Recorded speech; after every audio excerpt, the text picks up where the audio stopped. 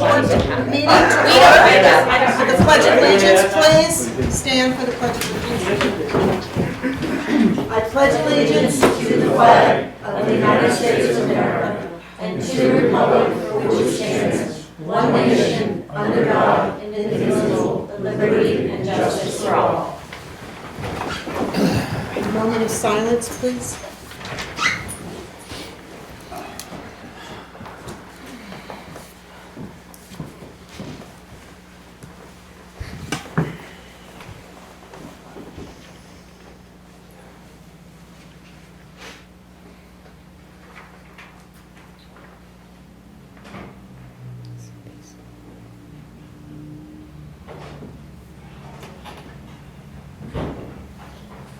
Thank you. I have two statements that I'm going to be reading from the Select Board.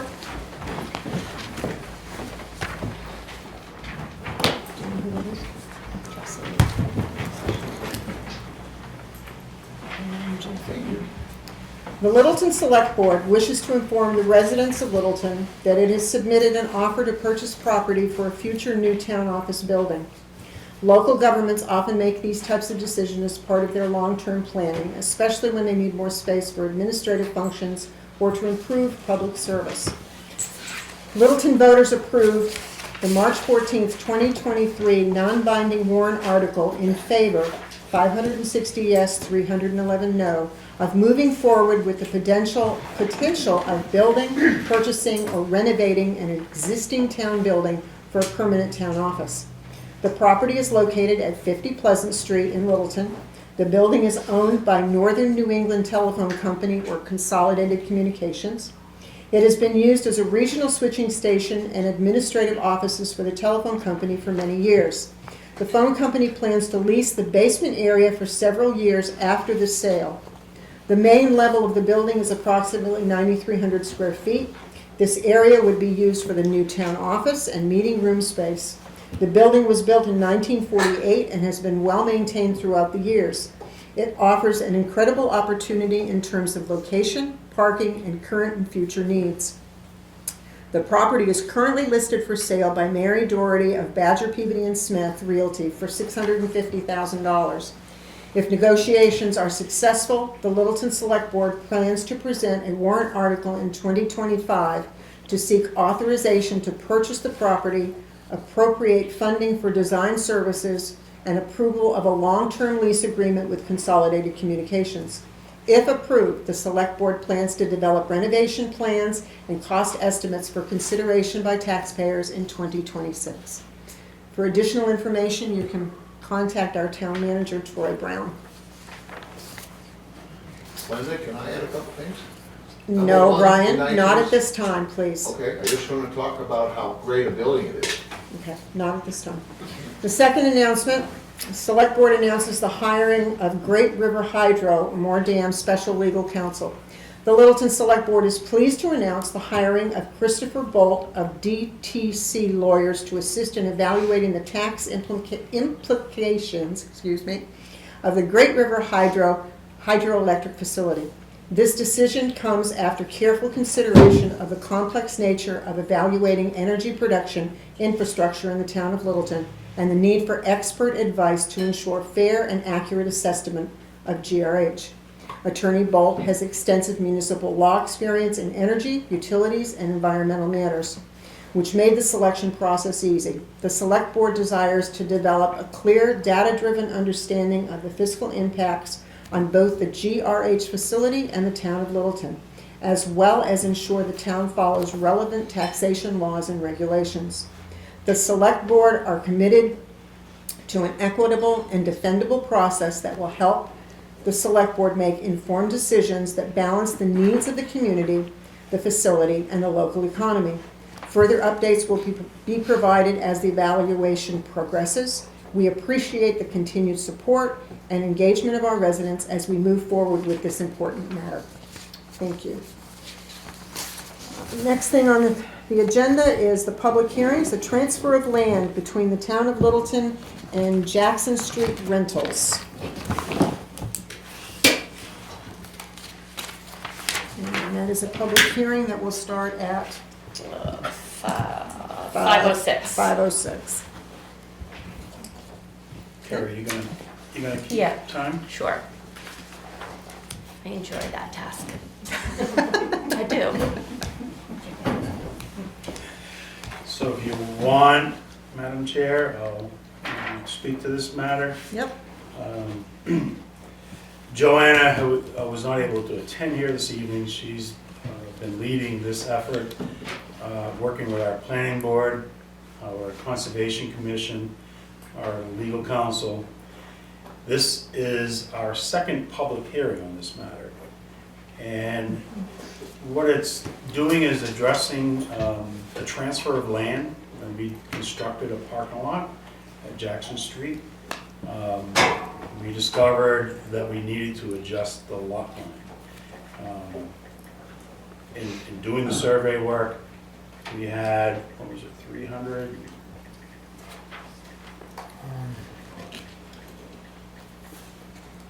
Not much. How much feet? Just over Yeah, it 350 wasn't square that- feet Yeah, it of was a- property that we need to transfer Right. to the abutting property owner. When the development of the parking lot occurred several years ago, there was discussions between the town and this property owner that a lot line adjustment would be made. And for whatever reason, throughout construction and design, it just never occurred. So this is the final step in this matter. To get the lot line in place, transfer this property. It makes the both parcels clean. We won't have the abutting property owner's porch, I guess, on the town Part property. of it, right? So this is again, our second public hearing on this matter. Once we've collected input from the public, like I said, planning board has provided input to this board in favor of this. Conservation is in support of this, doesn't really have an impact on them. We will then have, within 7 or 14 days, to take a vote. So we are planning a workshop to take a vote on this matter on December the 17th.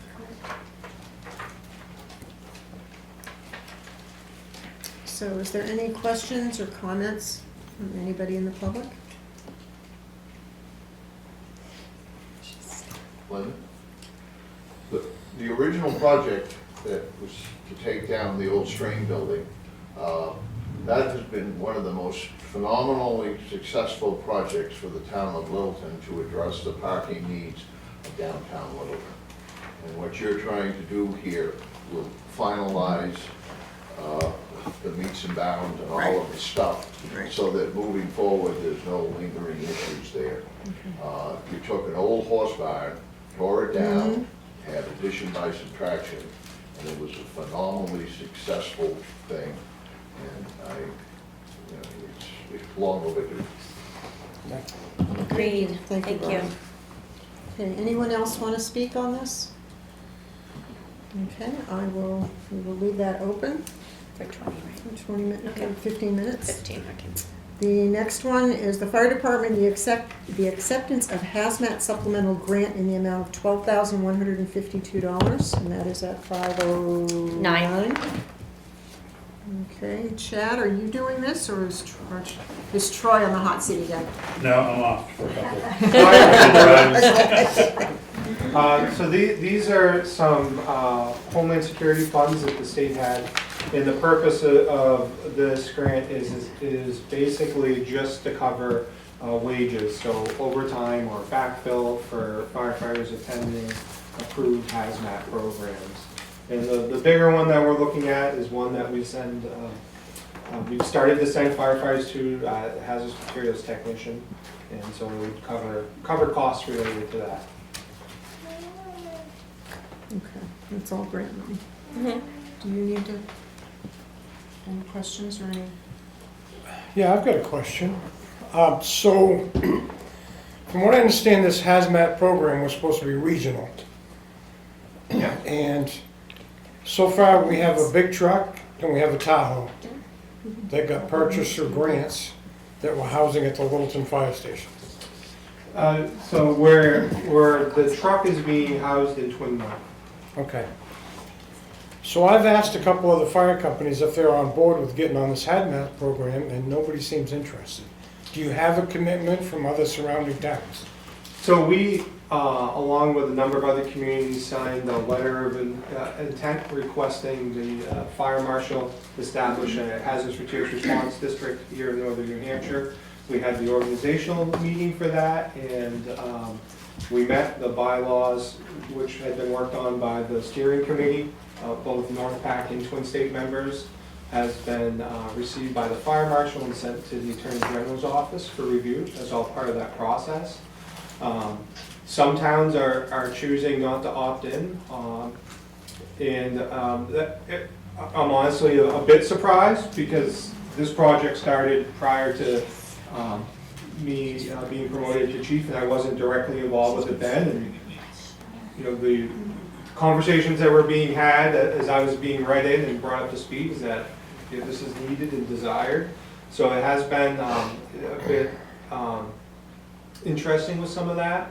It's still my strong desire and goal that either we will make this a regional system, you know, we'll see that through, or we will have to determine how to divest ourselves of some of these types of items. So that's where I stand.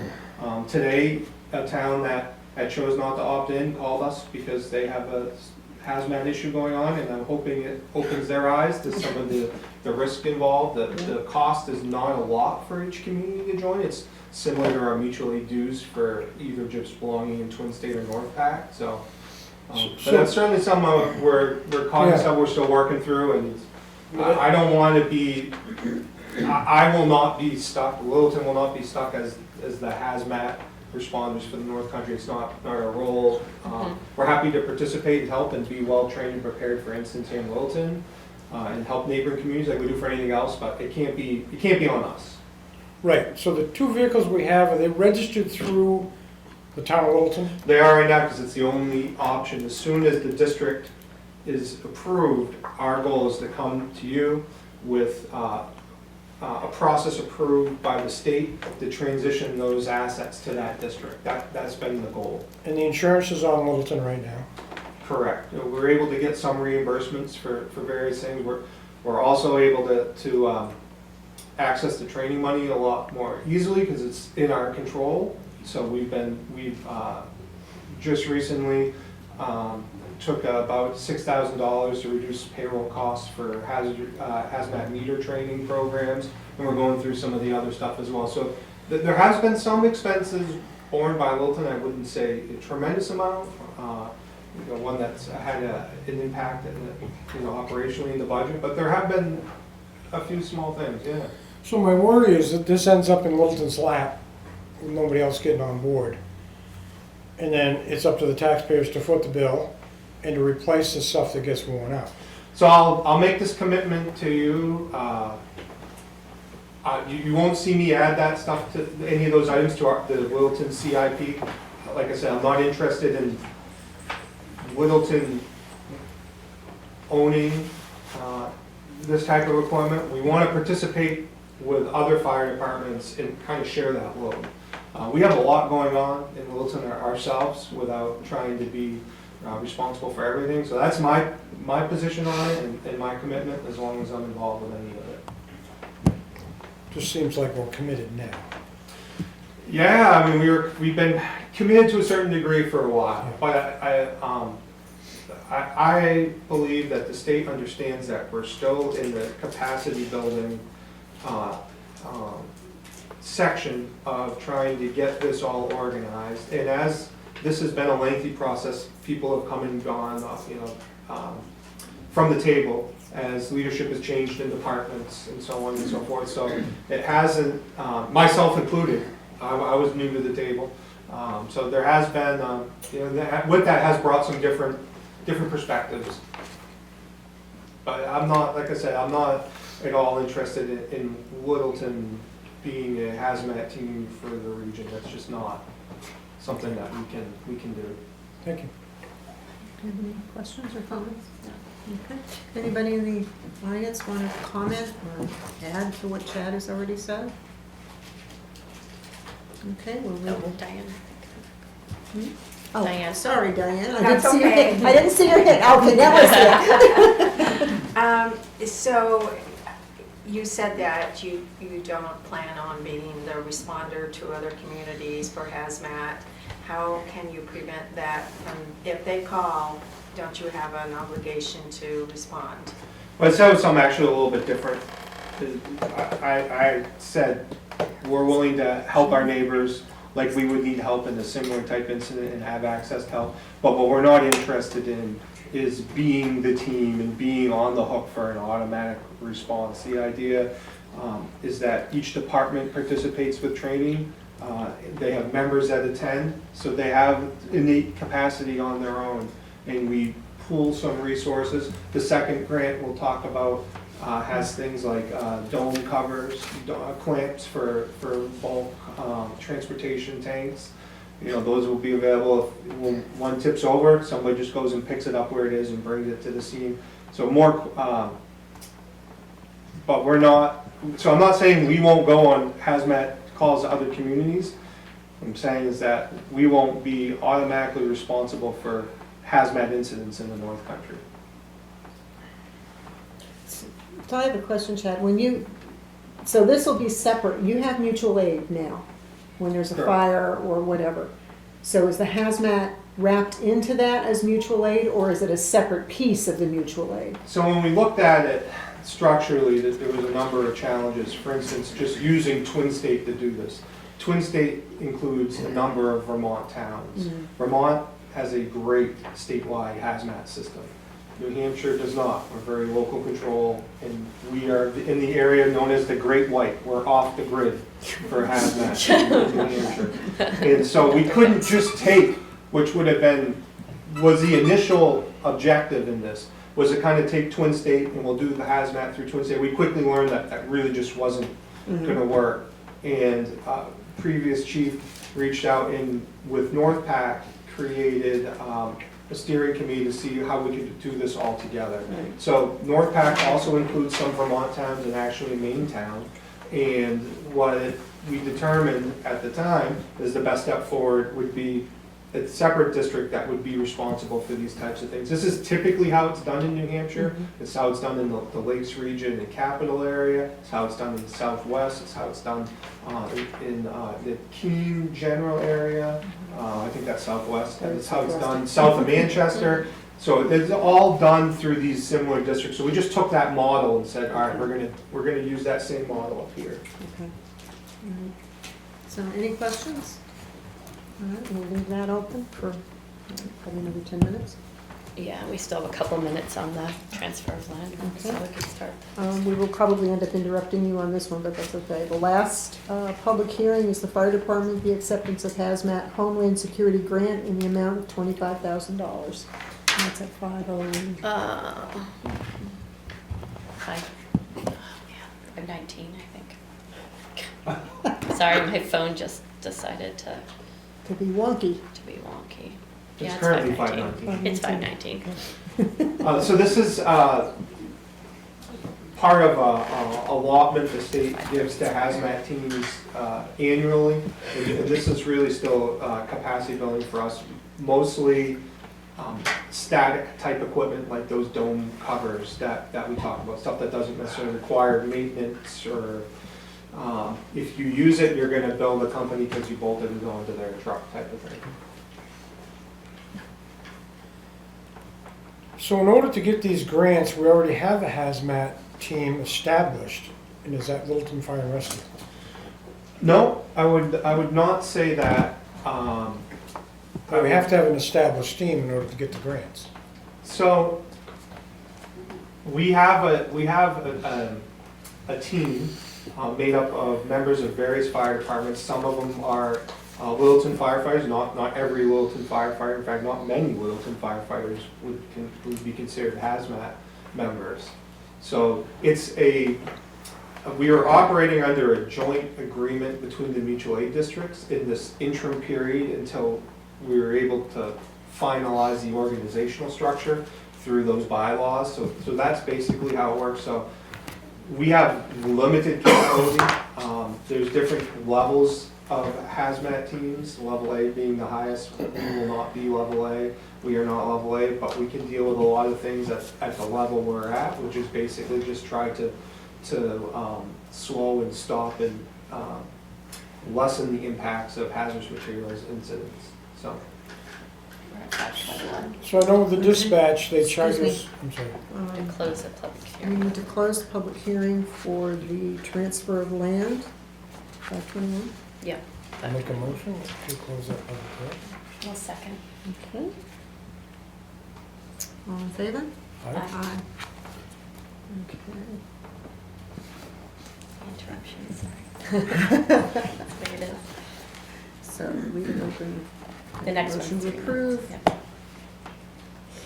Vicky left me notes, so I'm doing it the way I'm supposed to be doing You it. have to close that Okay, so I first need a, hearing, I need a right? motion, we've closed the first hearing, I need a motion to approve or deny the transfer of property from Littleton, from the town of Littleton to Jackson Street Rentals. Yeah, but Or do it on the we're gonna 17th. make that motion on You the right? 17th of December. You right? Sorry. Okay. Where are we on the We're other 2 one? minutes from closing Okay. the first hazmat. Okay. I think Roger's asking about dispatch costs. Right, So, I do not have a full understanding of how the dispatch costs are assigned, but my basic understanding is that every call for service that Littleton is involved with in the dispatch system gets tagged and somehow they come up with a number, an amount. So that includes fire, police, and EMS. And so if we, and the way I understand it, and again, I could be way off on this because I don't know how you'd figure this out. That's why I just, right. for example, when we go mutual aid to another town, we get tagged a call, that town's tagged a call, so on and so forth. So, the amount of calls that happen, I mean, the fire department's a very small percentage of the number of calls, is, I mean, I think we're up to 120,000 calls for service this year, in all honesty, across the dispatch system. So, the fire department will do about 2,000 calls for service, and so they have a formula to divvy that up. I'm sure there's something in there, but I can't. It's not a set fee then, it's per call. I believe, last I knew, that's how it worked, Okay. but it's something that we could, I can't speak confidently on, and we can get you more information Okay, I'd like that. if you want it. And I'd like to learn more about it as well. I honestly don't have a full We're understanding. closing And I this. think there's been some transition, there's been some complexities there because they transitioned dispatch software as well. And so they're trying to figure that all out, to get the data you want out of that system to bill is, I'm sure, complex. Okay, we need to close the first hazmat public hearing at 5:24. Okay, I need a motion to close the public hearing. I'll make a motion to close the Second. public hearing. All right. All in favor? Aye. And I need a motion to approve or deny the hazmat supplemental grant in the amount of $12,152. Yeah, I'll make a motion to accept and expend the 12,152. Do I read the whole thing, the whole shebang? The state of New Hampshire, the purposes of covering costs related to hazmat training, and I authorize the town manager, finance director, and project manager, deputy fire chief to sign all documents related to the project with project expenditures not exceeding the grant funds received. That's the full motion. Okay, right, a second. No, go ahead. I'll make it a second. Okay? All in favor? Aye. Aye. Opposed? Aye. Just need more information. Now we're on the second hazmat still. Okay. So any comments, questions from anybody in the audience? No? Any other questions from you, Roger, for this? About the third hazmat one? The third No, it's hazmat? pretty much the It's really same. second hazmat, your third Whoops. one. Yeah, we're Sorry. still on third. There's not a It's the third hazmat. public hearing. Yes. It's the Second hazmat. No third hazmat. Might feel like a third. Yeah, no third, no third. Not tonight. Yeah. How much more do you have on that? Some- How much more do you have on that one? We have like 9 minutes, 8 Oh, minutes, so maybe we All should. right. I'm here all night, so. If we start a presentation, We we can might start have the to stop it presentation. during. We may have to interrupt you when the time is up for that public hearing. Is that okay, Jocelyn? Okay, so the first presentation is the Friends of Granite Park. Jocelyn Newt will be presenting the ice out at Dell's, and we do have a PowerPoint. Thank you, Courtney. There are extra copies and stuff Yeah. if anyone wants it. Preparation. Yeah. Hi everyone, I'm Jocelyn Newt Carell and I'm the president of Friends of Granite Park. We're a 501c that has actually been around since the 80s, but we kind of revamped when we put the new playground in 2020. So we have a new fundraiser idea. It's called the Ice Out, and I don't know if you've heard of it before from Joe's Pond, but we're trying to copy it because it's such a good idea. Yeah. You The did, best way to do it. Courtney, you presented this last Last year, year. am I correct? Yes. Fourth presented it. Yeah, That was me too. yeah. I was there. That's right, yeah. And so we had this great idea of, Excuse me, would you please silence your phones, put them on airplane mode or whatever, so we don't keep hearing. That might be the noise? Apologize, PD. we're getting a call. Oh, that's yours, okay. Sorry, Chad. That Don't want to is save important. somebody, Linda. But the rest of you, I'm sorry, turn your Jocelyn, phones go off. ahead. so we had a whole plan to do a run through last year and there was no ice. Oh, that's right. Right. Winter. But we had everything all ready to go, and what was really nice is we met with the Board of Selectmen, and Chief Smith was there, and we kind of were able to go through, have like a run-through there, and we came up with another idea to have extra ropes to secure so that things weren't going through the dowels. Anywho, let me get back to this beautiful presentation. Okay, so we have come up with a contraption, you saw that in the last slide, with the pallet. We have the clock, we have it all. And then, what do we have here? This Oh, one. so the fire department is going to help us put the pallet out there and to help retrieve it. And so they were really awesome to assist us with that, and it shouldn't take more than 10 minutes to and fro. Yeah, very simple. Very easy. So we have our sign to alert I like people when they it. come to the Dells. We want people to come to the Dells in the wintertime, something fun Check it out. to look forward to. This would be our sign. So basically, the fundraiser, it'd be a 50-50, and half would go towards parks and recreation programming. We were able to, Friends of Granite Park was able to donate almost like $4,000, and we awarded 7 families last year for the summer program. That was our first year. Great. Wonderful. So we Yeah. want to do more. Yeah. And then this would be a great way to do that. So Yeah. these are our tickets that we would use to sell, so yours. We'll have more information on our website too. Oh yes, you can visit our website at www.friendsofgranitepark.org. Do you have to buy the tickets in person or can you buy them online? That's a detail that we will Oh, work okay. out. I was gonna say both, but. Yeah, I'm sure So you would. you'd figure it out. when's the planned date for beginning to purchase tickets? February. Yeah.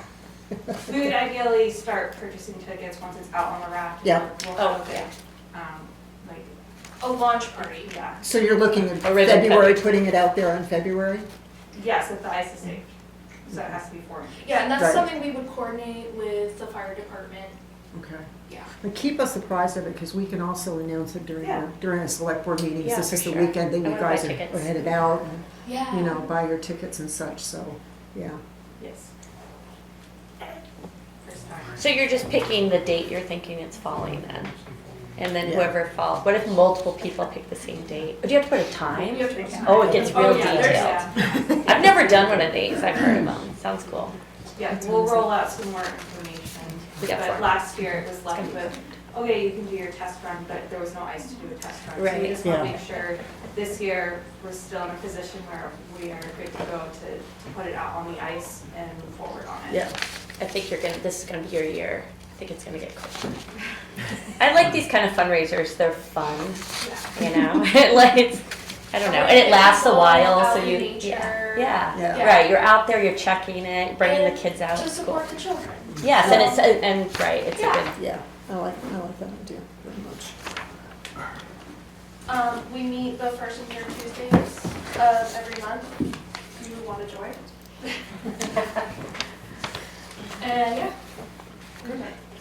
That's it. great timing, it's 5:31, so we have 3 minutes before any questions, before we do it. Wonderful. Great presentation. Yeah, thanks Yeah. for the pictures, Yeah, I and think- yeah, that's very I cool. think after Courtney presented last year, it's like you've got all your ducks in a row and you've figured it out. So now now you can really move forward with it. I kept calling it the duck event because I thought the duck was on top of the mountain when the duck went under. So I kept calling it the duck event. But. Hi, Fern. So 5:32, 2 minutes before to end that public hearing. So does anybody have questions about Yeah, the any ice questions? out? Yes. I was there today, walking, and there's ice. Is, So yeah. it's gonna happen this year. There's ice. Yeah. It feels cold. Yeah. Well, that's great. We've got, what, 1 minute? Yeah, about 1 minute. I was just, All right, I'm sure I to have a 5:33. question. Okay, good. Everybody, Good. Remember, there's no dumb questions. never. How does the pallet contraption work? I see you have cinder blocks on it. Yes. So the ice melts, there's just enough weight on it that it can submerge. How does it work? And it pulls. Pulls the plug. Pulls the plug. It will pull the batteries out of the clock, and then the clock will stop. Oh, So that way we know. Yeah. we'll Oh, know the exact time. time. We're gonna have a backup cam too. Yeah, we're gonna put a camera out also. Well, this is like, this Yeah. is pretty, yeah, That this is is cool. detailed. Because most ice outs are using AC. Yeah. We're gonna use a battery. Hopefully it's gonna work, pull it out, clock stops. Yeah. Good question. I didn't- Yeah, it's really good. Have these been going on for years and I missed them as a child, or is this a newer thing? Because I don't remember these when I was a kid. Yeah, But I hear about them now, yeah, it's cool. I do that for there's MRI, so.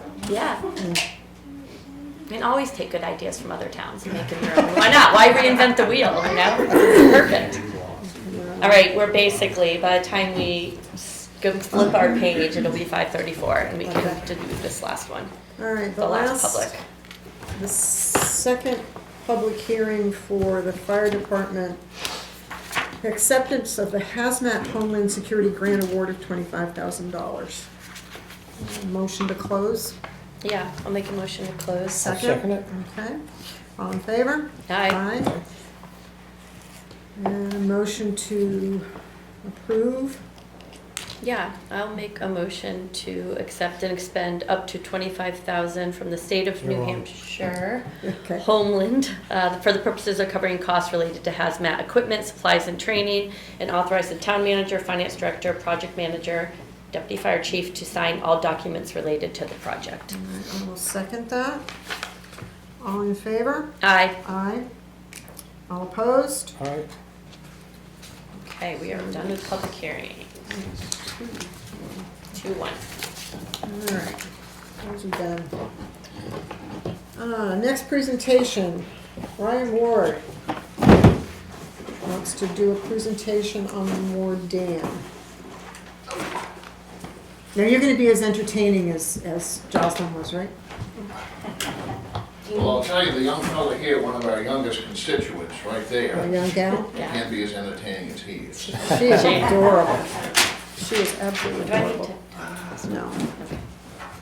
Just what The way they've been listed, I'm passing them down. oh, okay. Thank you, Brian. Thanks.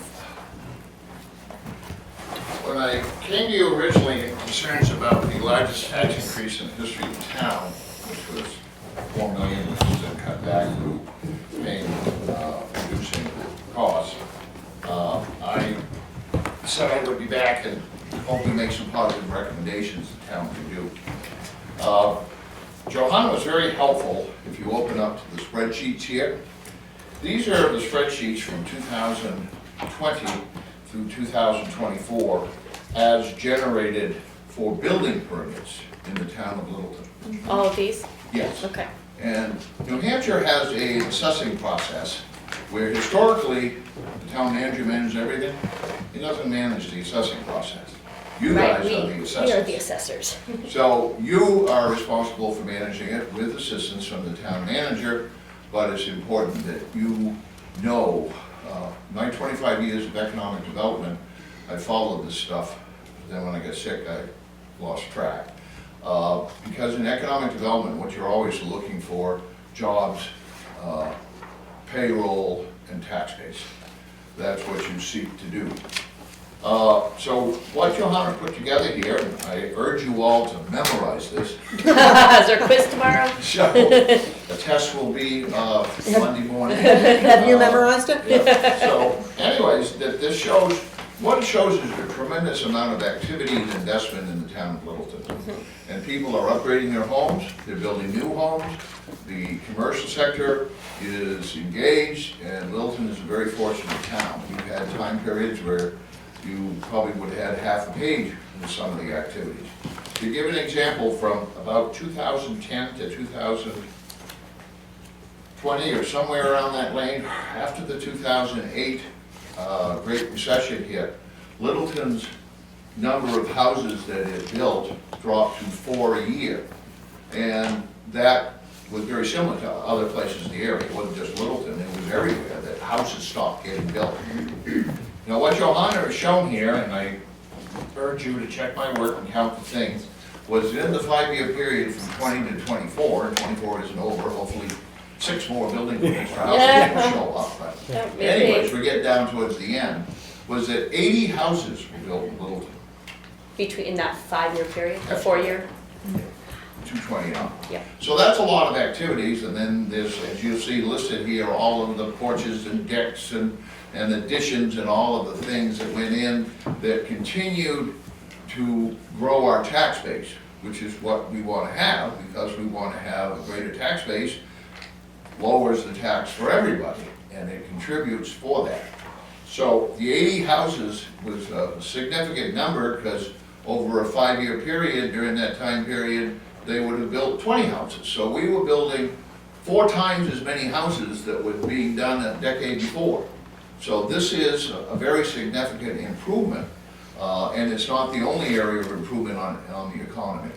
So anyways, I kid you about memorizing it, but I do think as the town assesses, you should know this information and know it well. Now, what some select boards do is when you really have to work, everybody can't do everything.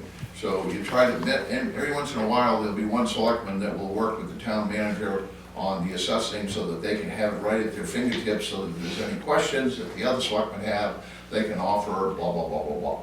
But you guys can figure all that out. The next thing is to go to the MS form, and I have 2 MS forms here. I have the 24 and the 20. And if you just slide the 24 over, and then you look at the 20, I've got them stapled so it makes it easy to slide. You will see in 2024, our non-valuation, net valuation without utilities was 668.97. 658? 658. that's 58, correct. yeah. Okay, if you turn to the 2020 page, you will see it was 669,750. That tells the story. We're down $11.5 million. We built 80 houses and had a tremendous amount of economic activity in the town, and our net evaluation is down $11.5 million. That's not supposed to happen. What I'm here to tell you, and one of you board members, working with Troy, can come down, make an investigation. What I've seen, I'm not going to peel back the onion too much, is most of the problem seems to be in the commercial sector, where we had valuations in 2020, and then they've been reduced since then.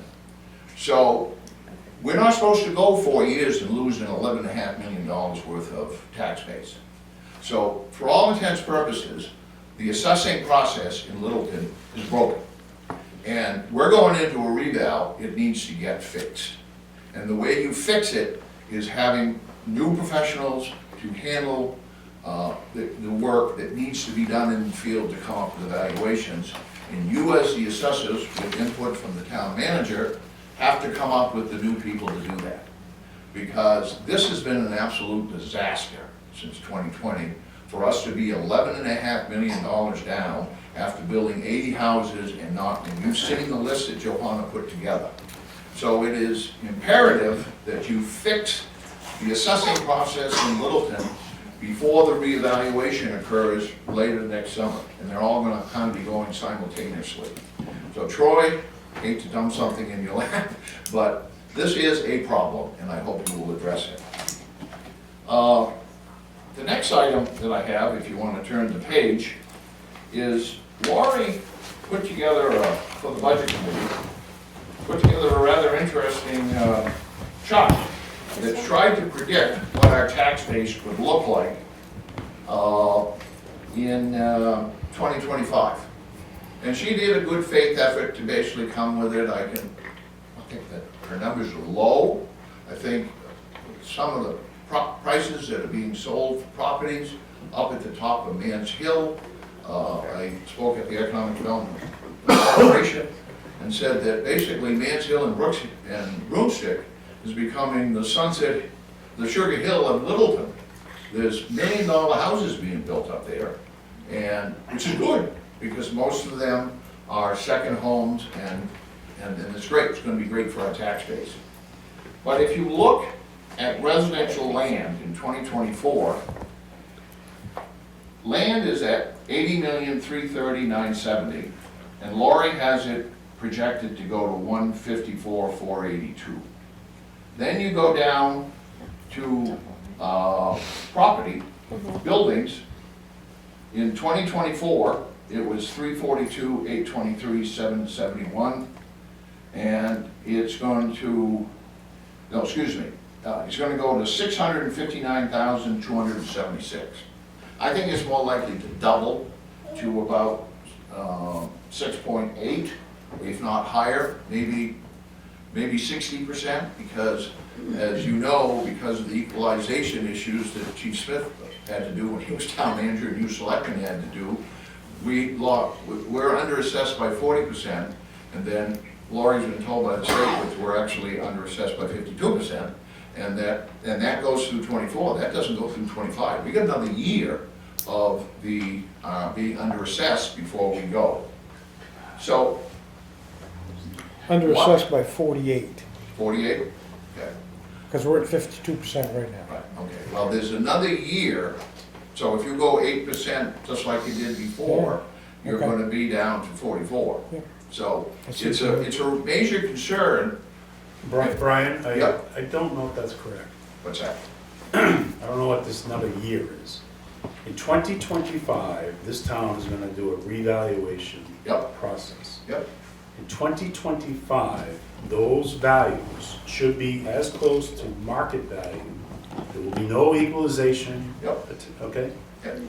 So, I'm not sure what the extra year is. Well, what I'm saying is, When we send the bills Yep. in '25, the first one, we all know, will be based on your value today 24. and of the 24 values. But that second bill in December will be the full market value. and I agree wholeheartedly.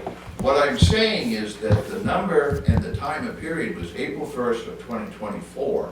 That's when that equalization number was used. So then there's another year after it, which will adjust, and you're absolutely correct. Right. During the process, that adjustment won't show up, but it occurred. It just won't show If up. we do not do the revaluation next year, Yep. then I believe there's been a calculation done by our assessing company that has put us at 52% of market value.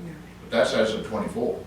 And that has gone to the DRA. So that's where we're at right now. That 52% won't really matter because it's going to be canceled out by the update this year. The next point that you need to be We're in considering. agreement with that? I mean, Well, no, there's no question that when the assessments come out late next summer, early next fall, Yeah. that they will be at 100%. So I Right, don't okay. disagree with that. Right. And so there, I just don't think there's an extra year. Okay? We can agree to disagree, it doesn't make a difference, but we're in agreement that next year, when the assessing process is finalized for We will be 2025, as close to market value as possible. we will be at 100%, which the state will tell us a year later whether we were really at 100%. Yeah. But anyways, we'll give it the old college try. Now, one of the things that we did for economic development was to try to make sure that our commercial, industrial, and utilities absorb more of the expense so that it was less expensive for the residential property owners to live in Littleton. And then as of 2020, the taxpayers of Littleton paid, residential taxpayers, the voters, everyone that's here on their residential property, paid 49% of the tax bill, okay? And that meant that the industrial, commercial, and utilities paid 51%. And that's good. We worked hard for years to end community-accepted more activity to make sure that we had an expense. And it's one of the most unique tax bases in the state. Don Jutton was the town manager from 98 to 2003. He says he marveled at what Littleton had for a diversification of tax base. And we continued to plug away at it, and so we got to that point of where the commercial, industrial, and utilities were paying 50% of the bills for the taxes of the town and that. What's going to occur this year, and something that I'm not sure if the selectmen are prepared to deal with it, I know the residential homeowners aren't going to deal with it, is that Laurie, in her numbers, is showing that the residential taxpayer is going to pay 61%. In my mind, the shift that's going to occur onto the backs of the residential taxpayers, all things being equal, if you don't fix the commercial assessing process, is going to be somewhere between 60 to 70%. That is a huge increase upon the residential taxpayer, in addition to the tax increase that's occurred from the 376 last year. So you need to be aware that this is occurring underneath the surface, because people are going to, their hair's going to be on fire when they get the evaluations, and then it's really going to be, say it's 70%, probably, hopefully it'll be less, 65, but say it's 70. It will mean that they not only have higher assessments, but be paying higher taxes, because the burden will shift from the commercial, industrial, and utilities onto the residential. And that's all going to be included in that second bill next year. And everyone, all selectmen and the town managers have got to be aware that this shift is occurring, and do everything you worldly can to prevent it from happening. Because what's going to happen is you're going to have taxpayers out there who are going to be, I don't know what the right term would be, let's just say they won't be happy. Yeah. So I just wanted to bring that to your attention, that there's a major shift coming in. It's already occurred to a certain degree, and I urge you to take steps. All right, on to the next thing.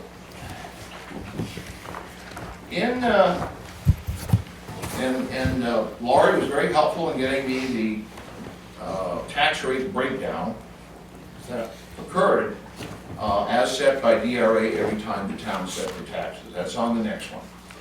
And in 2020, the municipal or the town had a tax burden that they placed upon the taxpayers of $3,937,000, roughly $4 million.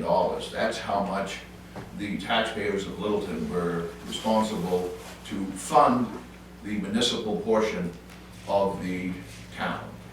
The schools were $9,503,000. So it was almost 2.5 to 1 of where the schools were more expensive than the municipal. If you then go to the next one, which was the preliminary one that you guys made your adjustments on. Yep. Yep, okay. You will see that the municipal went from 4 million to 9 million.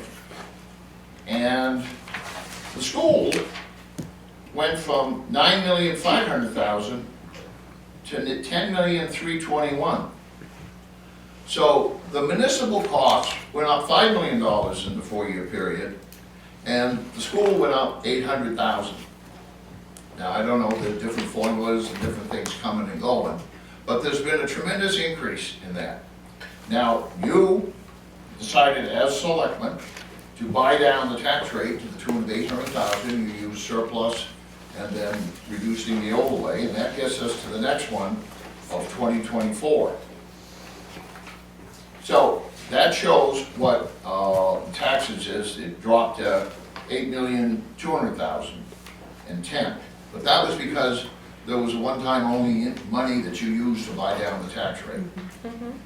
Now that had been happening yearly, and some selectmen have been concerned that we were getting into a situation where you kept buying down the tax rate, made the tax rate look good, but sooner or later you ran out of money to buy down the tax rate, and I think we're here. The next page, if you go to, is something that Diane Cummings generated and went out to the budget committee, and I think you guys have all seen it.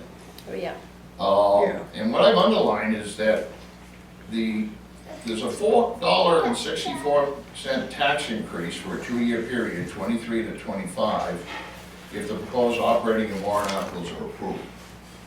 Now, of that 484, 260 has already been paid. So there's $2.24 that has already been expended from the previous year, but it got covered up because the school bought down the tax rate and so did the county, which was good, so that they contributed. Well, the school, in an article that Robert did, said that they're gonna have a flat budget, but they're anticipating a $1 increase in the tax rate. So that 564 is also closer to 6. That 464 is gonna go, over 2-year tax rate, it's gonna go to 564. So that there's gonna be an increase, and God knows what's gonna happen with the county or the statewide property tax. Historically, when your valuations go up, I'm not sure, Troy, you might be able to see, does the statewide property tax, does that tend to drop for a town, or does it tend to increase? Well, anytime the valuation of a community goes up, Yep, the tax rate will go down. okay, So of course, the statewide property tax, they exclude utilities. right. So there's just another factor in that. But in general, people should always understand that if our property values go up, the tax rate will go down. Right. If values go down, the rates go up. But at the end of the day, what really drives the increase in your tax bill, you know this, and everyone knows this, because we run our own businesses and our own household budgets. If you spend more money than you spent the previous year, that's what we're after. Yep. That's what these tax forms, the DRA does when they set our tax rate. It's the net tax impact. Right. So anytime those numbers increase substantially, we have to collect those taxes from everyone that owns property in town. I couldn't agree more. So, we're looking at a 2-year tax increase of $5.64, God knows what else. So it's almost knocking on $6 over a 2-year period. And that's a larger increase for taxes. When I said, first time I came in the history of the town, that makes it even larger than it was before. So, my thought, and this is where we turn over to the Moore Dam oversight, to Moore Dam, is that in 2006, the town struggled because in 2005, the dams had been sold. How does a small town like Littleton figure out what their share of the tax bill is for 13 dams and what I call a battery? It used to be a reservoir, but it's really a renewable energy battery. It's one heck of an energy source, and I'll show you later how big it is and how productive it is. And I will also tell you that it is dramatically undervalued as far as what it's worth for the other 13 dams, but we'll get to that point. So, my thought, and the next one I have is the minutes of the 2006 annual meeting. And this one came out of the Littleton Taxpayers Association, we put in to create the Moore Dam Revaluation Oversight Committee, which was voted in by the voters, still in place, still logistics, still is there, in place. And the committee shall consist of the chairman of the Board of Selectmen, which would be Linda or her designee, the chairman of the Budget Committee, that would be Steve Kelly, or designee, the president of the Littleton Water and Light Department, that would be Tom Considine, and then 2 members of the community. The town manager shall be a non-voting ex officio member. The budget committee chair is Diane Cummings. What's that? The budget committee chair is Yeah. Diane Cummings. Yeah. Steve has not been a chair for a couple of years. No. So, anyways, the budget committee wrote to you and urged you to create, to reinvigorate and restart the Moore Dam Revaluation Oversight Committee. I call it the Dream Team. One of Littleton's great gifts is that we have very talented people. The industrial park was not built by the selectmen and the town manager. It was built by citizens, Paul McGoldrick, Paul Hennessy, Bob Copenhaver, a whole series of people. George McAvoy. George McAvoy. Well, he founded the first economic development one, but then they eventually bought him out. But anyways, so you have an opportunity to create what I call the dream team. Linda, as the chairman of the Board of Selectmen, could go on the committee as to become the chairman. Tom Considine has been on it ever since.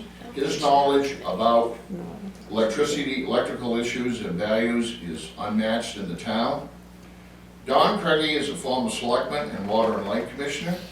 Don, in 1998, as a selectman, got into a real argument with New England Power. New England Power, the dams were being sold and deregulation was occurring. They hired Skip Sansucci to revalue all of the dams based upon the projected cost of the reduction in values because of deregulation. Skip Sansucci, and I'm not exactly sure, but my recollection is, he valued Moore Dam at $45 million. The selectmen under Don Craigie's leadership had it about 106.5. And so we collectively, under Don's leadership, put up a stink, and we urged Judd Gregg, who was our congressman, to get it in here and help us so that we didn't have to drop it to the 45 that they were pressuring us to do. And of course, Judd Gregg wanted to do that as much as he wanted to have a dental work without Novocaine. I mean, he did, but we put up enough of a brush that they said, okay, all right. So the dams were sold for the very first time, the 13 dams and the other one, and lo and behold, when the transfer tax came through, the town, under Don's leadership, was $3.2 million off. They reset the amount to that piece in our time, but we won. We didn't go to 45, okay? And then Don has been involved in negotiations with New England Power, and he's there. Don and Tom all have more experience with dealing with this than anyone in this room. So they would be good to be at the table. Mark Driscoll retired. He used to be the CEO of the Bethlehem and the South Reigate biomass plants. And he knows more about what are called production tax credits or energy tax credits. And so he would be an excellent one. John Goodrich, who's on the budget committee, you all know, he's the former Weidman CEO, and their number one expense that they dealt with was energy. So he would be invaluable. Plus, he's a first-rate intellect, graduate of UNH with a degree in civil engineering, went and got his MBA. He knows stuff that the rest of us don't know, and he would be a big one. Ed Hennessy, long time the number one person at the Littleton Coin Company, doubled their business every 5 years for a period of time. He also served as a selectman and a water and light commissioner. He would be someone, he negotiated with the power companies. Now, Art Resenti You may not know him for his past, but you know him as a member of the Budget Committee. Well, Art is a retired General Electric hydro engineer. And what hydro plants did he work on? More dam. He knows the inner workings, he knows the strengths, he knows the weaknesses. He's fully aware of it. They have 4 turbines, by best of my knowledge. They rehabbed 2 of them, and then they added a 5th one. And then Troy Brown would do it. You notice Linda announced that we have an energy lawyer, and that's great. I think that's phenomenal. Former Member of your team. Littleton town manager. Did you mean someone besides Troy, or do you mean Oh, geez, I'm sorry, former town manager. Cross that off. just take former I out? mean, do you know something that we don't, Brian? No, Jesus, I wanted to stay. So cross that out. That was anyways. Sorry. The next thing that the town needs, in addition to a lawyer, is you need an energy advisor. And the Water and Light Department I go to for guidance, because the Water and Light Department is the most efficient operation. Linda's one of the commissioners there. They are one of the most efficient operations that we have, and they're our greatest economic asset. Nobody ever came to Littleton because of Littleton Water and Light Department, while many, many businesses and homeowners have benefited from the lower rates. And Daymark Energy Advisors are their energy advisors. And so I'm just putting their name out there as someone that you could use as an energy advisor to work in concert. Then, combination of the lawyer got with Troy Brown, with the committee, and the energy advisors, you need to find an appraiser who can appraise it for Littleton's share of the 2.25 billion sale price. Now, Skip Sansucci kept telling everyone that they paid too much and we can't take that into account and we had to use this other number. Well, I can tell you right now, Skip's argument would have the legal credibility of the dog ate my homework if he took it into court and tried to argue that TransCanada made this horrendous mistake and paid too much. They knew exactly what they were paying for, and they were willing to pay for it, and they have a plan. In many ways, they're the best people to have bought it, because they have power coming out of Canada, which they can plug into the system to make this more. So the value you have to associate on the dam is what it's sold for. Not, because in 2005, it sold for 505, same assets, 505 million. The town of Littleton got 35%. That, when it was negotiated, our part was 35%. Ed Hennessy, Don Craigie, others were part and parcel of negotiation, and other people had fingerprints on it. I had no fingerprints whatsoever, so I can't take any credit or blame. Anywho, they got 35%. Now, 35% of $2.25 billion is a lot of money. It's about $800 million. Now, do I think we're gonna get $800 million for it? Probably not. No. But it's certainly worth to explore to the nth degree what our share would be. So, who that appraiser is, I can't tell you. Troy did a good job, as far as I can tell, getting an experienced energy lawyer. Denmark may just be a starting point. They may recommend somebody that has greater expertise in hydro than what they have, as far as the way, and they've worked, Denmark has worked with the Littleton Water and Light Department for over 20 years. And they're, from what Tom Considine tells me, they're #1. Now, Tom throws around compliments like manhole covers, so he doesn't throw a lot of them out, but he's very impressed with them, so they're a good one for the town to start with, to advise this group, which would then come back, work with the selectmen, and give you the greatest information. The decision's still gonna be based upon the selectmen, that's not gonna go, but you're gonna get more information if you put the dream team to work. And Troy representing it, and Don Craigie also has one of the most important things to do that you can have. He's a cheap bastard in the finest sense of the term. He doesn't want to pay a dime more for anything, and he doesn't want to pay a dime more for electricity.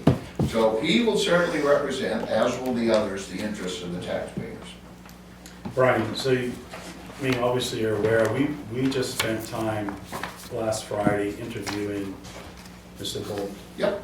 who's probably one of the top legal attorneys in the Yep. state. No, you explained to me his credentials, and I was impressed by him. He's great.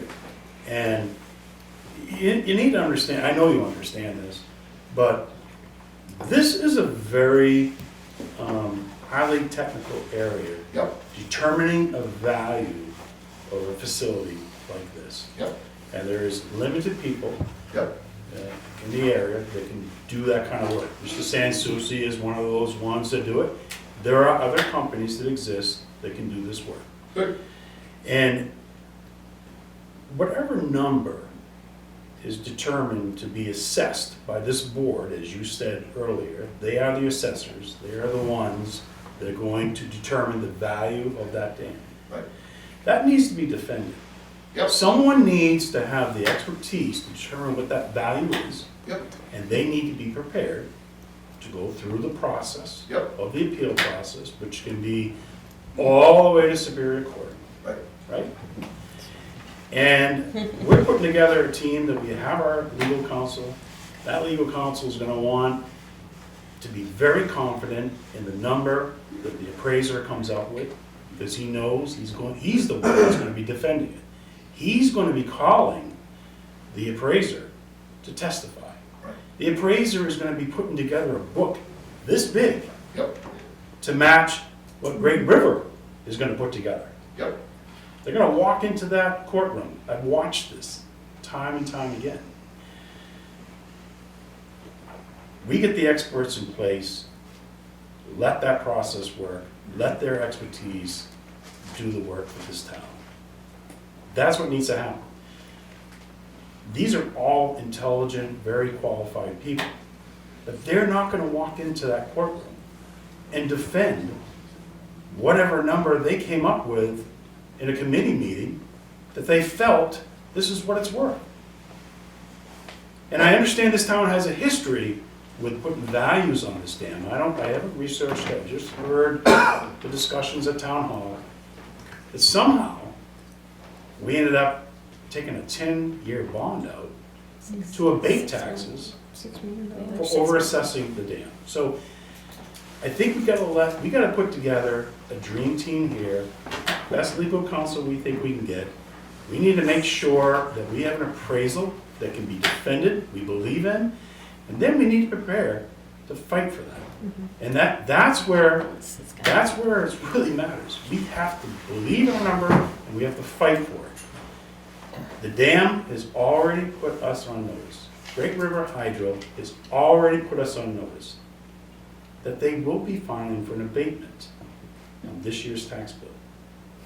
That abatement's based on Sansucci's appraisal of $241 million, less the equalization applied. They disagree that their dam is even worth $241 million. That's what that tells me. So this is where we're going. The Board of Assessors, the Select Board, is gonna have to make sure we have the best experts working for this town, working for the taxpayers, so that we can get to the bottom of this, and we can get some stability in our tax base and tax rate. And I don't see it being accomplished by a volunteer committee of exceptional people.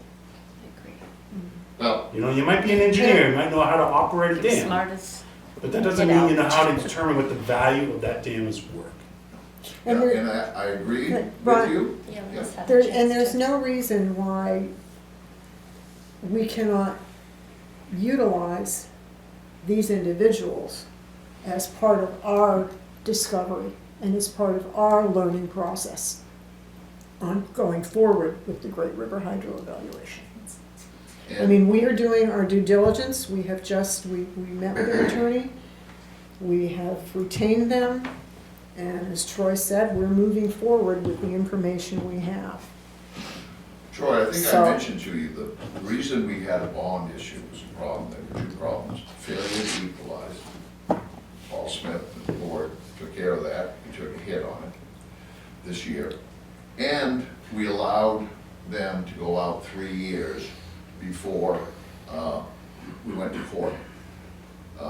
If they file an abatement based upon whatever number that the process brings out that we set for evaluation, we shouldn't be waiting 3 years, because that caused, we kept reaching out. They took it out for 3 years. I get it. The history in this town is, you better get your facts straight. You better have the best legal team. You better get your value done. You better believe in it. Right. Because whether you drag out the abatement for 3 years, or whatever, we don't want another $6 million abatement. That's right. There will be an abatement filed. Yeah. They don't They're even agree serious. with the $241 million assessment that we just taxed them for. They don't agree with it. So we're sitting After they here. paid 800 million. Yeah, so Right. all I can tell you as town manager, watching utilities and stuff throughout the state, just make sure you get your best team together. And I think in this case, it's gonna be the appraisal that we believe in. That appraiser needs to be able to stand in front of the judge, BTLA, whoever, and defend their numbers. Because Great River's gonna bring their person in, and they're gonna go at it. If we have an energy advisor, because none of us know what the economics of hydroelectric is. Daymark or someone else is another. Daymark is recognized as an expert witness, and they can buttress our case by having them on, and it can also help educate everyone. Linda just made the point of what needs to happen. The economics of hydroelectric have changed dramatically, and I'll go over later on and into that. The thing is, we gotta have people who are gonna represent the taxpayers of Littleton involved in the process.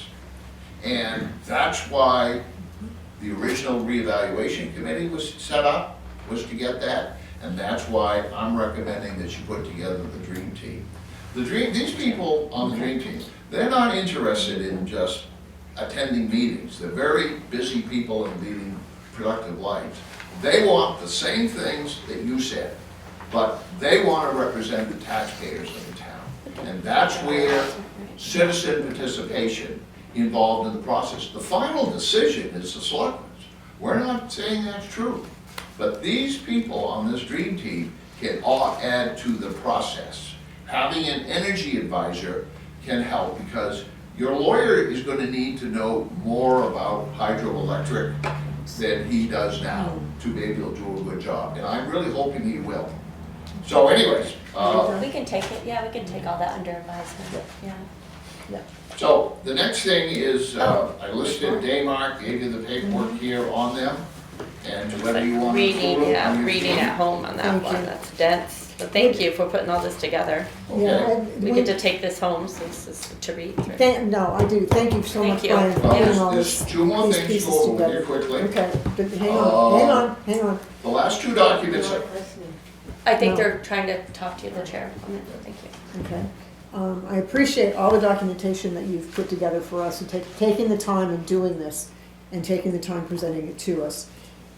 We will take under advisement everything that you've said, and the only thing I can say at this point is we need time to absorb all the information. We cannot take this as a presentation and make a decision.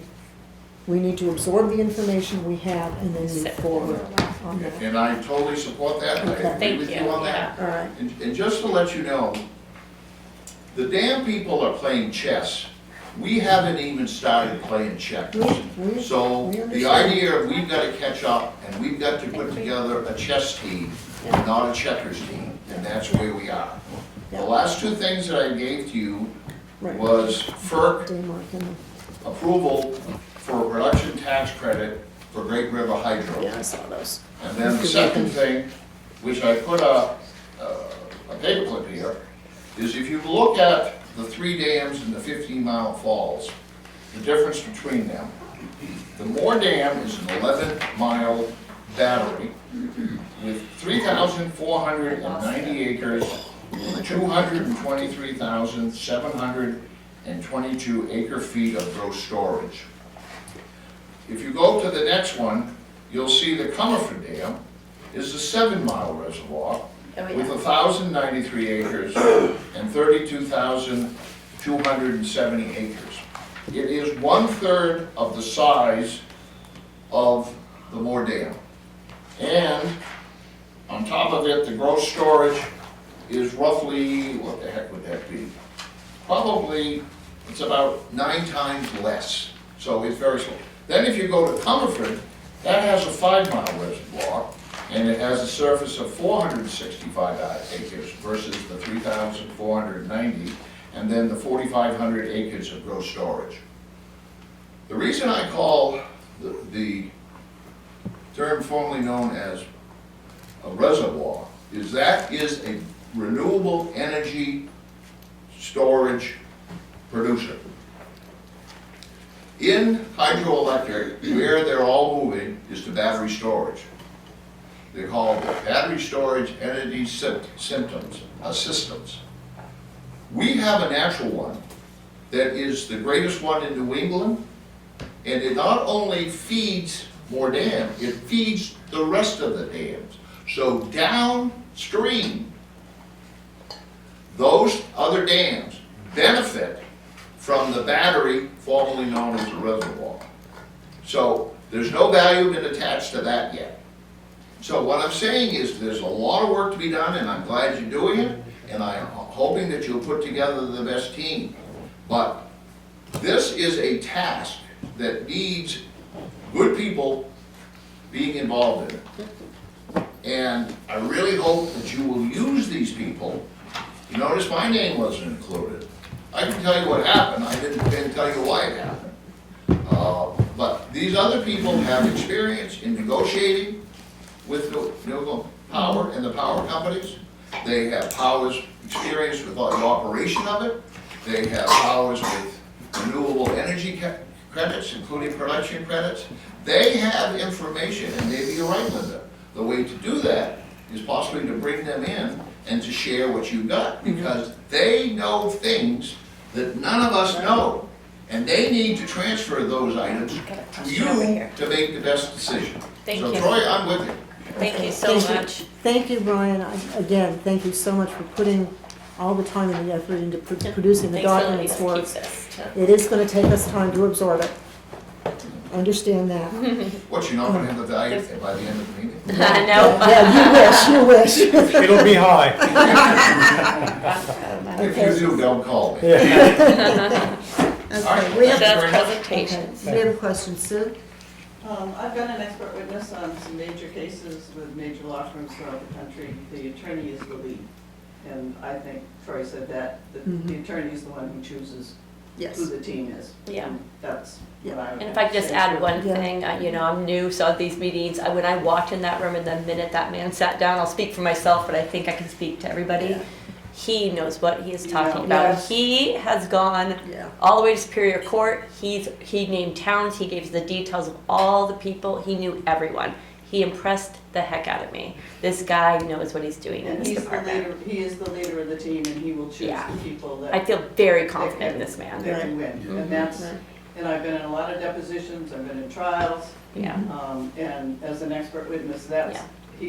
he's the guy who picks Yeah. who's gonna win. And The he- other advantage that he brought to the table is his firm. He explained that he has a team beneath him, Yes.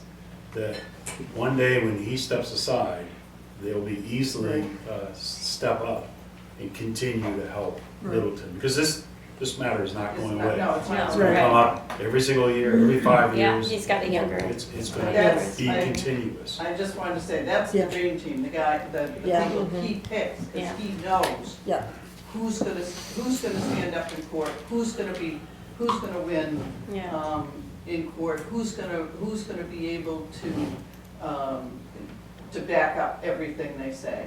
And he's gonna be the one who puts the dream team together.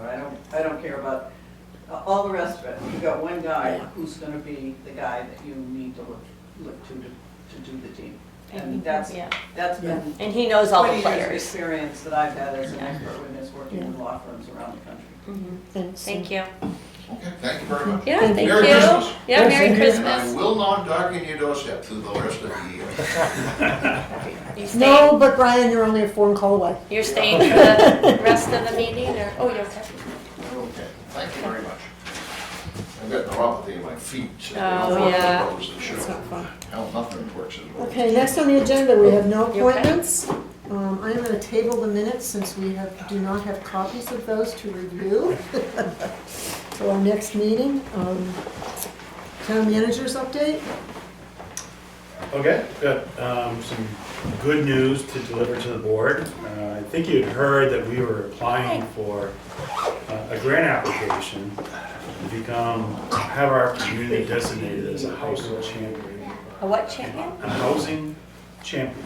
It's called the HOP This is grant. Plan New Hampshire. So and so we were able to put together, Joanna, some other members of our team put together a grant application, and we're awarded $35,000. And what that's gonna do, That was the one you it accomplishes a couple of things. The first step, the grant is specifically to take a look at all of our policies, zoning regulations, to identify ways that Perfect. may be limiting the ability to increase housing opportunities in our town. Excuse me. He goes and talks really loudly and it's hard. Mr. Ward, Can somebody please have? he did this last meeting too, Oh, it's good just, time. I'm on my thank way. you. I have to go to work. I'm sorry, I didn't mean to interrupt you, but I have a hard time hearing when Yeah. there's too many voices. And I wanted to hear what you were saying. Okay, go ahead. So this will do over the next year, we'll be hiring a consultant with this money. They'll review it pretty much will be zoning, Good. but any other types of regulations that we may Right. have Oh, I regarding like land use. And so we can make those changes to try to encourage more housing opportunities in our town. And we really need that, yeah. Yeah. With this distinguishment of being a housing champion, we then also have access to grant funding that can provide infrastructure improvements in our town, and whether that's road improvements, water, sewer, those types of infrastructure that would benefit and encourage development as well. That's good. And that opens the door to a couple million Yeah. more dollars. Yeah. Yay. A pot of money, we're not gonna walk away with millions, but Never it's know. a new thing that's going on. It looks like, you heard a lot about COVID money drying up and programs, sort of going away. This program is sort of new in the state, and all indications is that this is going to continue to grow, and it'll be a good source of funding Yeah. for infrastructure improvements. As we know, Steve Bean resigned as our transfer station director. Michael Chamberlain and I have been in discussions. He's agreed to be interim director. You're good He's at going that. to, we'll say, test drive this for 30 days. We're gonna get together and talk about it, and if he feels confident that he wants to, take on the role, Yeah. then we'll take that action. Good. So Okay, my understanding is Steve is coming in on Saturdays through December to help? Steve is offered to come in, he has come in Yeah. on Saturdays through December to help the department Right. with staff. That's nice. And we've talked about that we're gonna have a work session on December the 17th.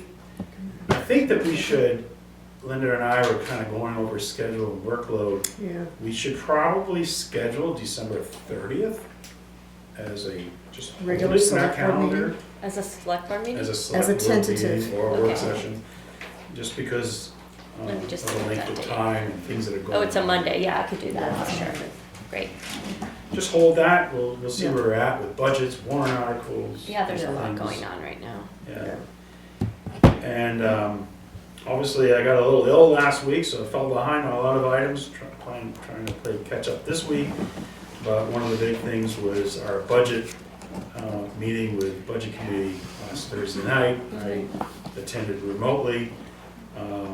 Lori was, here representing us and the department heads, so I appreciate that. Lori and I, on the direction that we were given from the Budget Committee, Lori, and I'll be working with Budget Committee, the department heads, and seeing what we can do to come back Thursday night with some revisions that kind of meets their demands. So it's not an easy task.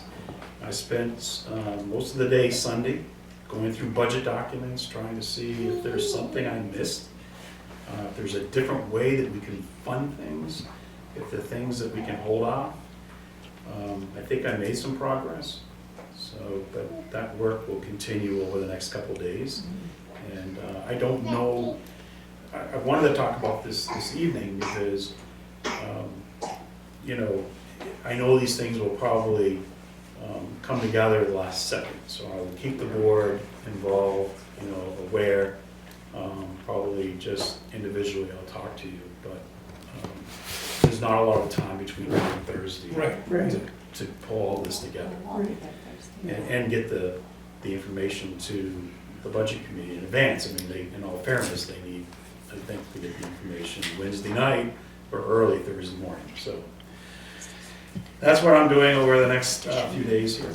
Yeah, that's the last budget committee meeting is the 12th until, what, the 15th of January, I think. And that. There's the quarterly, oh, that's. Right, the quarterly, that's in but then January this as is, well. yeah, the 15th of January will be if we have any more petition warrant articles, so. That come on the Come in by the 14th. So, that's it? That's it. Okay. I have one Board of Selectmen topics. We have been talking about the dog committee, the dog park. The last meeting we had, we dissolved the original committee. What we would like to do is start up a committee for the month of January, the month of February, for 3 members, a member of the select board, and a member from the nonprofit group, and 1 member from the community. What I would like to do, and I've asked this before, is we need the documentation from the original dog park committee that was established way back in 2017 by the town of Littleton. We do not have that documentation. We are awaiting. I know Vicky's been trying in her shortened hours because of what she's been through to dig up whatever she can possibly find. So we need that documentation, and I do know that the nonprofit is going to be presenting at the Park and Rec on Monday evening. I will be going to that to listen. Troy said if he's available, he will as well, to hear their presentation on what because we charge them with going to the commissioners before we would go ahead with approving it, because we need their input. So that's where we're at with the dog park. So if there's any individual out there that would like to be part of the dog park, please let Troy know, and we'll get this thing done. And it's a sunsetted January, February, and you're done, because we want to get the dog parks built. We want to at least break ground, put a shovel in the ground, come. Well, being the North Country, Well, might be April. April 1st may be pretty optimistic, but. Are you willing to be the select board member that is part of the dog park committee? Yeah, sure, why not? Well, you've been so involved. You've been so Yeah, involved. no, I have a passion for dog parks. Yeah, no, I know it was You know, your thing, and then, and do you have anybody in mind from the 501c3? I believe Sue is Sue, probably okay. gonna be She's very involved in it. I interested can in work being with Sue involved. very easily. I would like a 3rd member from the community. You know who I thought of? Can I say that out loud? Yeah. Paige from Tailswag. I don't know. I thought of her Because as well. She owns the thought store. of She her, did that yep. thing, Remick, where she had all the wiener dogs. Is that what they're called? The Dogtoberfest she did, yes, that's Dachshunds. right. I don't know. I don't know if she'll say I'll yes, but ask her. she's certainly somebody in town who loves dogs. Yeah. Especially because it's such a she's- short, it's 2 months, you know, so 2 maybe months, she'd be able yep. to. It's like, when we get the documentation, which I'm sure Sue will be able to provide for us, hopefully within the next couple of weeks now, what she has, and then whatever we can find in-house. The 3 of us should be able to put this to bed within 2 months. I have a question. If you don't find the documentation, is that going to limit your ability to still just keep going? I mean, I don't think so, Like, why because I not? think Sue has enough So much. documentation Yeah. that she has collected over the years. Seems like there's been a lot of work done, so it's not Yeah, gonna there be that has much been. more work to The do. nonprofit has done a lot of work. They've done a lot of fundraising for it. I believe, in conversations I've had with one or two of the members, I believe what they want to transition into is like the Friends of Renwick Park, Friends of the Dog Park. Because they've done all the research on, you know, what type of fencing, what type of ground cover, that type of thing, so. And so, one of the things that just occurred to me too is seeing Riley sitting here, our Parks and Rec Director.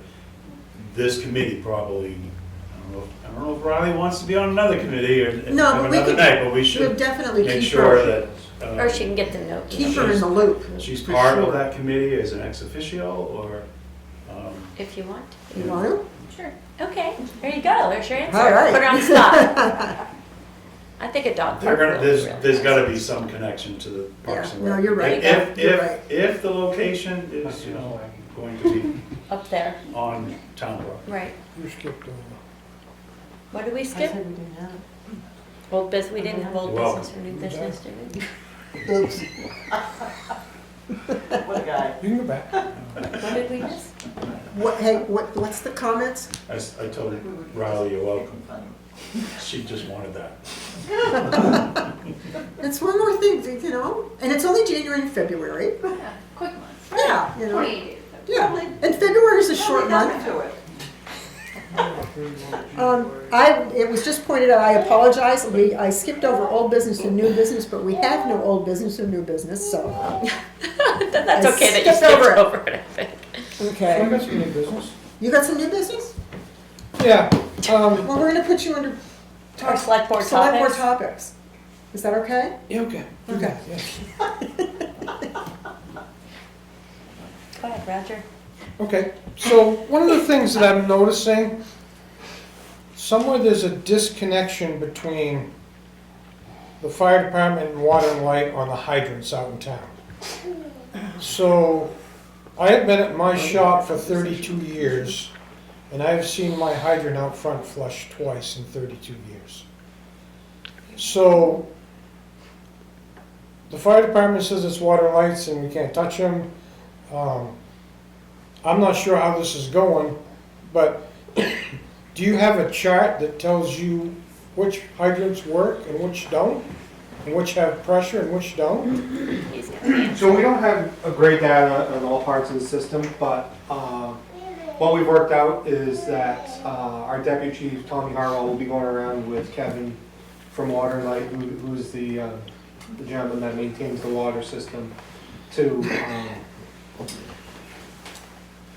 for us to have an in-depth understanding about how the system works and better be able to utilize it. So a good number of the hydrants I shouldn't say a good number.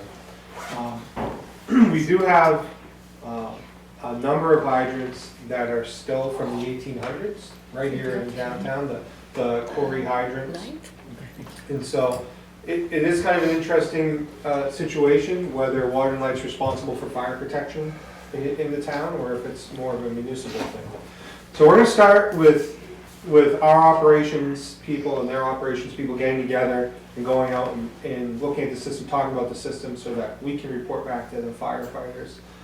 But we do often get requests from either insurance companies or builders about hydrant flow data, and they will flow test hydrants on request.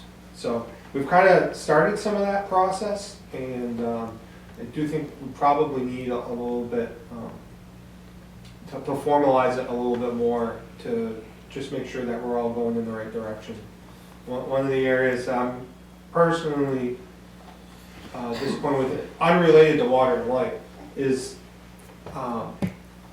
the new nursing home won't have water service extended to That's it. right. And now there's other implications of that as well. So it's something that I think we do need to do a little bit better job working together on all, I'll just speak from the fire department side, I don't know the fire department, Yeah. but we've kind of started that, so. Just as a building owner down there, just only see it flush twice in 32 years, Yeah, I'm concerned. yep, and some of the, like I said, a lot of the flow data we have is older, and the system has done a lot of upgrades, so we don't quite know or understand, and that's where we feel like Kevin going out and showing us. We have some old maps that are, like tourist maps that have been drawn on, for lack of a better word, color coded, and they work, they actually work well, because they're so simple, they're Yeah. firefighter proof to a certain degree. Yeah.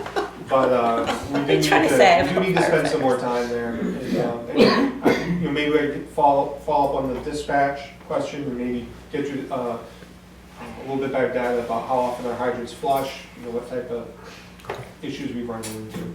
Appreciate it, thank you. That's all I got. Anita, anything? I just wanted to say that I thought the Christmas parade was really nice, and this was I don't know, I've been in it quite a few years driving or with my kids when I was little, and there were just tons of people out, and it was so joyful, and it just felt really special. Troy came in to see it, and I don't know if we broke records, but it seemed like there were so many people there. And next year, I would like to get a little float with us for 5 plus the 2 more. And I already talked to Troy about it, and he said yes. So you 2 have to jump on a float with me. I don't know, I'd come up for re-election, I may not get elected again. Well, if we're elected, you have to be on a float with me, and we're going to dress up as elves, and Troy can be Santa. I'll be Santa. Actually, you're not allowed. Only Dennis can There's be only Santa. one Santa. Only one Clearly you Santa. haven't read the entry rules. He's very, very serious about It's that. very clear in the entry. It says it like in big letters. There's only one one Santa, he's the star of the show. Yeah. But anyway, I just think it's cool, and those events are really traditional, and Yeah, they're special. I don't know, I think we're planning a vacation next year in November. Yeah, okay. You're gonna miss we'll it. be out of town. All right. Well, you won't be on our float then.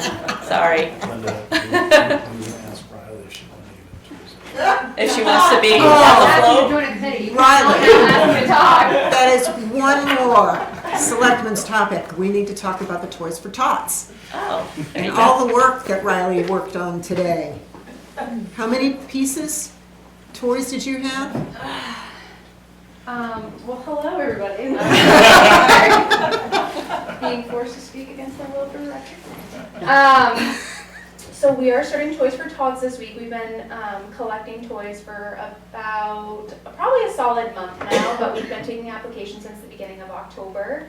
For those of you that don't know, I'm the coordinator for Toys for Tots in Grafton North, so we provide a service from Concord, Concord up to northern New Hampshire. Whoa. That's a And big we area. have a record high this year of over 700 kids taking part of our Toys for Tots campaign. So we started organizing all of the toys that were collected in the community today.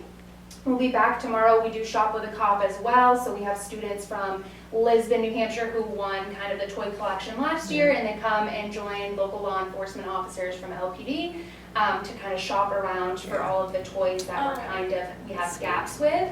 So all of that is funded by the 501c3 nonprofit Toys for Tots, and the account that we have there from all fundraise monies from all of our events that we have. We team up with Northern Builders here, so they do a lot for us as well.